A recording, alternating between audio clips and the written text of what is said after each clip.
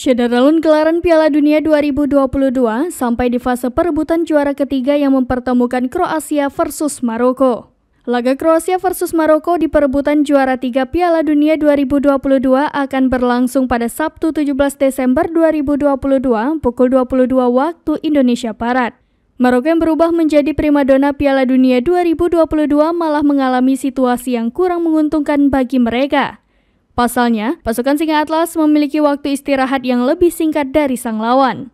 Sebagaimana diketahui, Maroko tampil di semifinal menghadapi Prancis pada Kamis 15 Desember 2022 lalu. Sedangkan Kroasia tampil di fase yang sama sehari sebelumnya. Dengan kata lain, Luka Modric dan kawan-kawan memiliki waktu istirahat yang lebih panjang. Apalagi Maroko masih penasaran untuk menjebol jala Dominik Livakovic di Piala Dunia 2022 kali ini. Maroko bakal tampil habis-habisan dengan mengandalkan sisa tenaga yang ada. Kroasia pun pastinya tak mau kalah dan bakal mengedepankan pengalaman dari para penggawa seniornya.